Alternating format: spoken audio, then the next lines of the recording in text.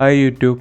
എനിക്ക് ജയ് വിളിക്കാൻ ഫാൻസുകാരെ നിർത്താമെന്ന് പറഞ്ഞിട്ട് ഒരുത്തനെയും കാണാനില്ലല്ലോ. ലാസ്റ്റ് എപ്പിസോഡിൽ നമ്മൾ സ്ട്രക്ചേഴ്സിനെ പറ്റിയും ക്ലാസ്സസിനെ പറ്റിയൊക്കെ പഠിച്ചു. അപ്പോൾ ഈ എപ്പിസോഡിൽ നമുക്ക് യൂണിയൻസിനെ പറ്റി പഠിക്കാം.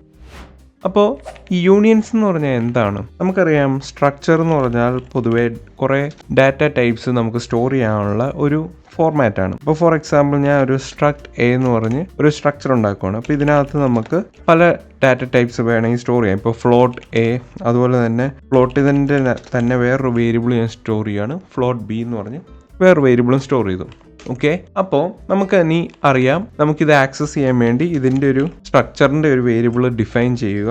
എ ന്യൂ എ എന്ന് പറഞ്ഞ് ഞാൻ ഒരു വേരിയബിൾ ഡിഫൈൻ ചെയ്തു. എന്നിട്ട് അതിനെ നമുക്ക് കോൾ ചെയ്യാം. ന്യൂ എ ഡോട്ട് എ, അതിനൊരു വാല്യൂ സെറ്റ് ചെയ്തു 56. അതുപോലെ തന്നെ ന്യൂ എ ഡോട്ട് ബി, അതിന് നമുക്ക് വാല്യൂ സെറ്റ് ചെയ്യാം 78.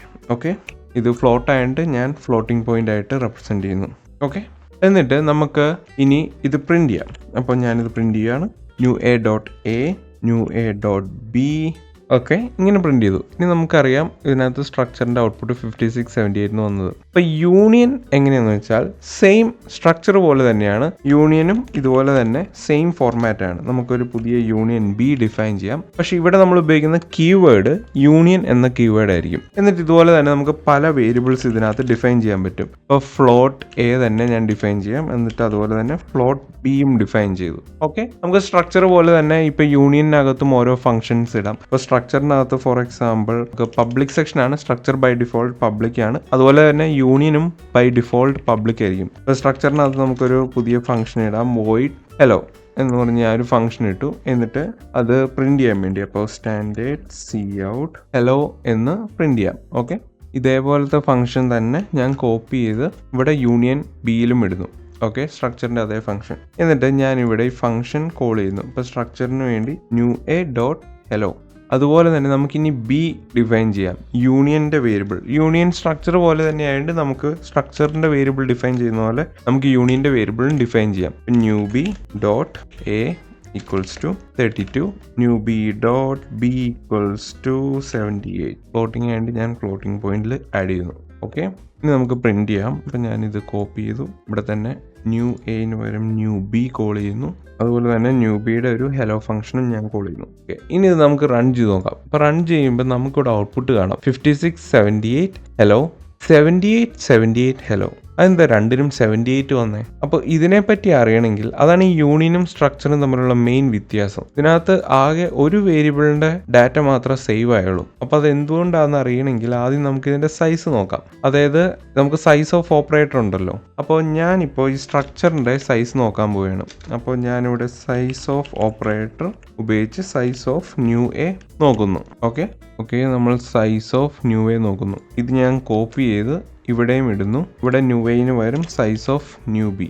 ഓക്കെ, ഇനി നമുക്ക് ഒന്ന് റൺ ചെയ്ത് നോക്കാം. ഇപ്പോൾ റൺ ചെയ്താൽ നമുക്കിവിടെ ഔട്ട്പുട്ട് കാണാം 56, 78, 8 ആണ് ഇവിടുത്തെ നമ്മുടെ സ്ട്രക്ചറിൻ്റെ സൈസ്. പക്ഷേ ഇവിടെ യൂണിയൻ്റെ ഇവിടെ വരുമ്പോൾ 4 ആണ് സൈസ് ഉള്ളൂ. അതെന്താ അങ്ങനെ? അപ്പോൾ അതെന്താന്ന് വെച്ചാൽ യൂണിയനും സ്ട്രക്ചറും തമ്മിലുള്ള മെയിൻ ഡിഫറൻസ് അതാണ്. അതായത് ഇതിനകത്ത് നമ്മൾ ഓരോ വേരിയബിളും ഇൻഡിവിജ്വൽ വേരിയബിൾസ് ആയിരിക്കുമല്ലോ. ഇതിനകത്തുള്ള ഓരോ ഡാറ്റ ടൈപ്സും ഇൻഡിവിജ്വൽ ആയിട്ടാണ്. അപ്പോൾ ഇതിൻ്റെ സൈസും സെപ്പറേറ്റ് ആയിട്ടാണ്. എന്ന് പറഞ്ഞാൽ ഇപ്പോൾ ഇവിടെ ഫ്ലോട്ട് എ ഉണ്ട്. അപ്പോൾ അതിൻ്റെ സൈസ് 4 ബൈറ്റ് ആണെന്ന് നമുക്കറിയാം. അതുപോലെ ഫ്ലോട്ട് ബി, അപ്പോൾ അതിൻ്റെ സൈസും 4 ബൈറ്റ്. അപ്പോൾ അതുകൊണ്ടാണ് നമുക്കിത് ടോട്ടൽ 8 ബൈറ്റ്സ് കിട്ടുന്നത്.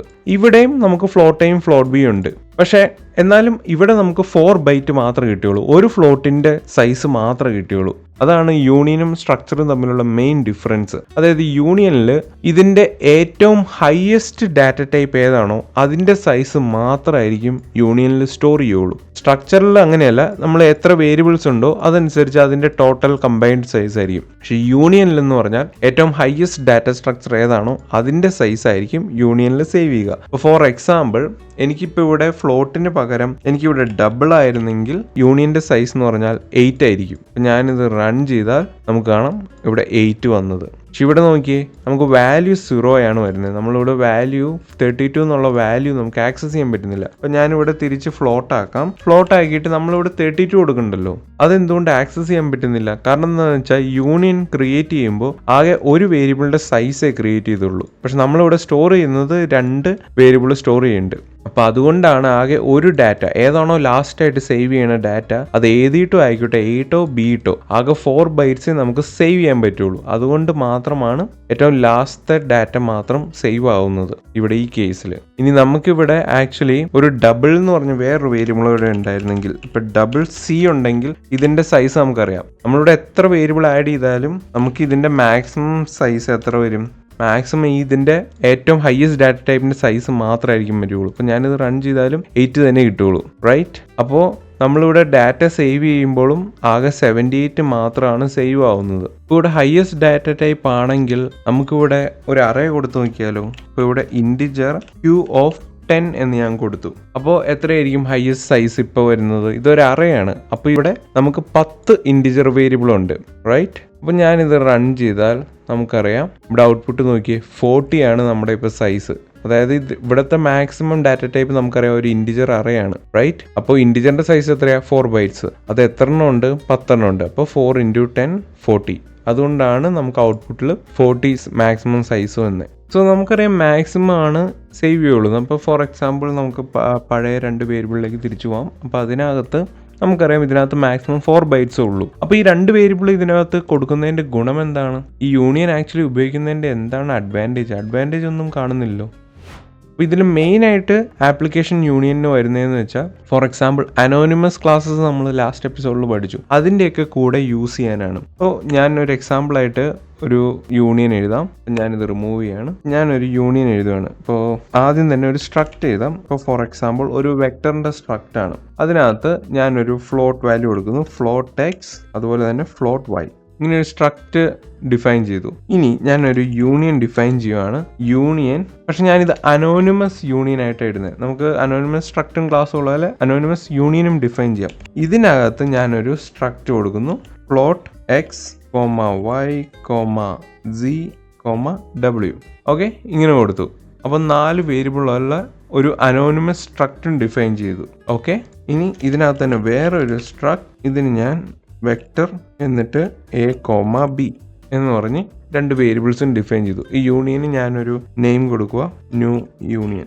ഇങ്ങനെ ഡിഫൈൻ ചെയ്തു. ഓക്കെ, അപ്പോൾ ഇനി ഞാൻ ഈ ന്യൂ യൂണിയൻ്റെ ഒരു പുതിയ വേരിയബിൾ ഉണ്ടാക്കുക. ഇപ്പം ന്യൂ എ എന്ന് പറഞ്ഞ വേരിയബിൾ ഉണ്ടാക്കി. ഓക്കെ, ഇപ്പം ന്യൂ എയിൽ നമുക്കിപ്പോൾ ഡോട്ട് ഓപ്പറേറ്റർ നോക്കിയാൽ നമുക്ക് കാണാം ഇത്രയും വേരിയബിളിലേക്ക് നമുക്ക് ആക്സസ് ഉണ്ട്, എ, ബി, ഡബ്ല്യു, എക്സ്, വൈ, സെഡ്. സോ ഇതാണ് യൂഷ്വലി അഡ്വാൻറ്റേജ്. അതായത് നമുക്ക് ഇപ്പോൾ ഫോർ എക്സാമ്പിൾ ഈ വെക്ടർ ആപ്ലിക്കേഷൻസ്, മാത്ത് ആപ്ലിക്കേഷൻസ് അല്ലെങ്കിൽ വീഡിയോ ഗെയിംസിലൊക്കെ നമുക്ക് വെക്ടർ ഓപ്പറേഷൻസ് ചെയ്യും. അപ്പോൾ നമുക്ക് വെക്ടറിലേക്ക് 2 രീതിയിൽ അസൈൻ ചെയ്യാൻ പറ്റും. ഇപ്പോൾ 4 ആക്സസ് ഉള്ള വെക്ടറാണ് ഞാനിവിടെ അസൈൻ ചെയ്തതാണ്. അപ്പോൾ അതിന് XYZ വാല്യൂ ഉണ്ടാവും, പിന്നെ ഒരു ഇമാജിനറി W വാല്യൂ ഉണ്ടാവും വെക്ടറിനകത്ത്. അപ്പോൾ നമുക്കത് 2 വെക്ടറായിട്ട് അസൈൻ ചെയ്യാം, അല്ലെങ്കിൽ പകരം 4 വേരിയബിൾസ് ആയിട്ട് സെപ്പറേറ്റ് അസൈൻ ചെയ്യാം. ഇത് യൂണിയൻ ആയതുകൊണ്ട് കോമൺ ആയിട്ട് നമുക്ക് ഏറ്റവും ഹയസ്റ്റ് സൈസ് ഏതാ? ഇപ്പം ഈ ആദ്യത്തെ സ്ട്രക്ചർ ആണ് എങ്കിൽ ഇതിനകത്ത് ഏറ്റവും ഹയസ്റ്റ് സൈസ് ഏതാ?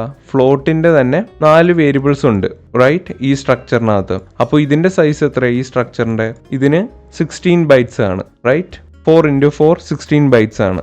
ഈ സ്ട്രക്റ്റിലാണെങ്കിലോ ഇതിനകത്തും സെയിം തന്നെയാണ്, 16 ബൈറ്റ്സ് ആണ്. കാരണം ഇതിനകത്തൊരു വെക്ടർ ക്ലാസ് ആണല്ലോ, ആ വെക്ടറിന് 2 വേരിയബിൾസ് വീതം ഉണ്ട്. അപ്പോൾ അതിന്റെ 2 വേരിയബിൾസ് ആവുമ്പോൾ ഇതിനകത്തും 2 വേരിയബിൾസ്, ഇതിനകത്തും 2 വേരിയബിൾസ്, ഈച്ച് 4 ബൈറ്റ് വെച്ചുള്ള വേരിയബിൾസ്, അങ്ങനെ 16 ഇതിനകത്തും ടോട്ടൽ വരും. അപ്പോൾ ഇതിൽ ഏത് സ്ട്രക്ട് എടുത്താലും മാക്സിമം 16 ആണ്. അപ്പോൾ ഈ യൂണിയന്റെ സൈസ് ആക്ച്വലി 16 ആയിരിക്കും. അപ്പോൾ നമുക്കൊന്ന് നോക്കാം, size of new A.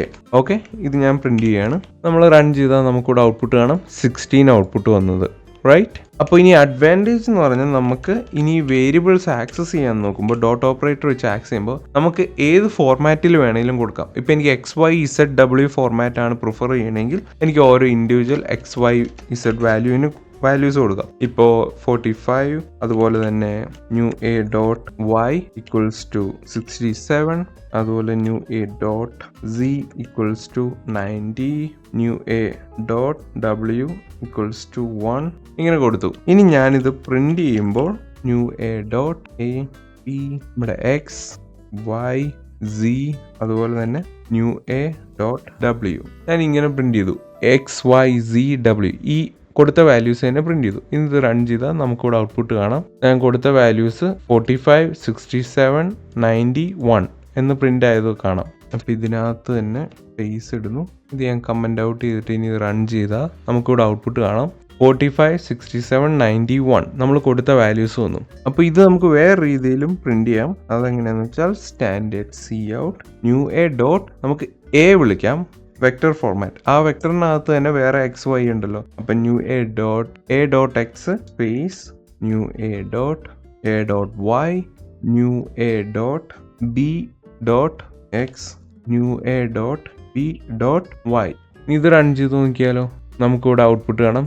Same values തന്നെ വന്നേ. നോക്കിയാൽ നമ്മൾ 2 ഡിഫറെൻറ്റ് ഫോർമാറ്റ് വെച്ച് സെയിം വാല്യൂസ് തന്നെ നമുക്ക് ആക്സസ് ചെയ്യാൻ പറ്റി. സോ ഇതാണ് ആക്ച്വലി ആപ്ലിക്കേഷൻ. ഇതുപോലത്തെ വെക്ടർ മാത്ത് ആപ്ലിക്കേഷനിലൊക്കെ നമുക്ക് ഈ യൂണിയൻസ് ഉപയോഗിക്കാം. അപ്പോൾ എനിക്ക് എയും ബിയും വെച്ച് സെയിം എക്സ് വൈ സെല്ലിലുള്ള ഡാറ്റ അസൈനും ചെയ്യാം, അതുപോലെ തന്നെ റീഡും ചെയ്യാൻ പറ്റും. അതുപോലെ തന്നെ തിരിച്ചും ചെയ്യാം. എനിക്ക് വെക്ടറിലേക്ക് അസൈൻ ചെയ്യാൻ ഈ എക്സ് വൈ സെഡ് ഉപയോഗിച്ചാൽ മതി, അല്ലെങ്കിൽ റീഡ് ചെയ്യാനും ഈ എക്സ് വൈ സെഡ് തന്നെ ഉപയോഗിക്കാം. അപ്പോൾ ഇതാണ് മേജർ യൂണിയനും സ്ട്രക്ചറും തമ്മിലുള്ള ഡിഫറൻസ്. സ്ട്രക്ചറിൽ ഇൻഡിവിജ്വൽ ഓരോ വേരിയബിൾസിനും നമുക്ക് ഇൻഡിവിജ്വൽ ഡാറ്റ കൊടുക്കാം, ഇൻഡിവിജ്വൽ ആയിട്ട് ആക്സസ് ചെയ്യാം. യൂണിയൻ എന്ന് പറഞ്ഞാൽ അതിൻ്റെ സൈസ് എന്ന് പറഞ്ഞാൽ മാക്സിമം ഏത് ഡാറ്റ ടൈപ്പ് ആണോ ഉള്ളത് അതായിരിക്കും അതിൻ്റെ സൈസ്.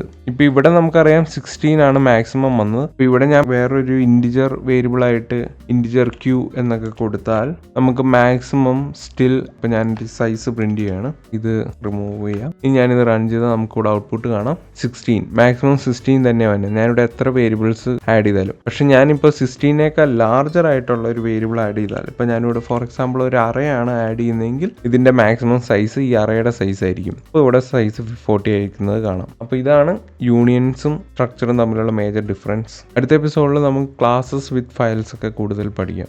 എന്റെ ഫോൺ നമ്പർ മറക്കണ്ട 2233